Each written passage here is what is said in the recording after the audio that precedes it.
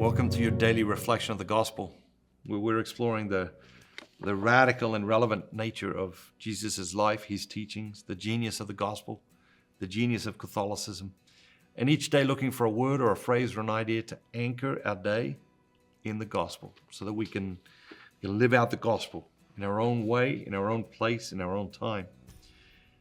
Today's reading comes from John chapter 14, verses 1 through 6. Let not your hearts be troubled. Believe in God, believe also in me. In my Father's house there are many rooms. If it were not so, would I have told you that I go to prepare a place for you? And when I go and prepare a place for you, I will come again and will take you to myself. And where I am, you may be also. And you know the way where I am going. Thomas said to him, Lord, we do not know where you are going. How can we know the way? And Jesus said to him, I am the way and the truth and the life. No one comes to the Father but by me.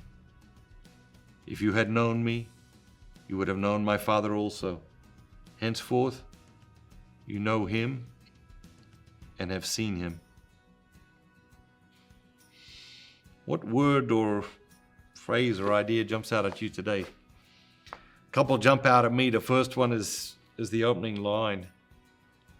Let not your hearts be troubled.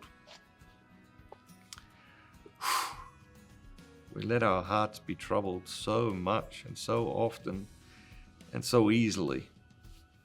What is your heart troubled with today? And how is Jesus inviting you to lay that trouble down, to lay it on the altar, to lay it at his feet, and to say, all right, God, I need you to take care of this. Let not your hearts be troubled. You're going to go out in the world today. There's going to be a lot of problems out there in the world. And there'll be a lot of suffering, a lot of problems, a lot of mess. And it's easy for our hearts to get troubled. But there's a clear command here. Let not your hearts be troubled. And wait for it. Believe in God.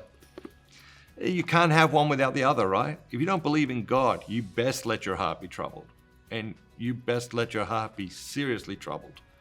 Because if you don't believe in God, then I don't know how people even go out in the world on any given day. I don't know how people get by. I don't know how people survive. And so these two things go together. The other thing that strikes me every time now, Jesus said, I am the way, the truth, and the life. He didn't say, I am a truth. He didn't say, I'm one of several truths.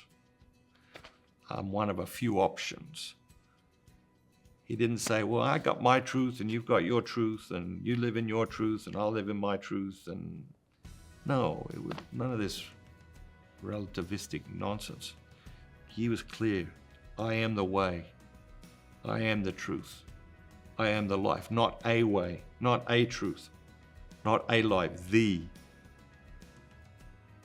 is powerful.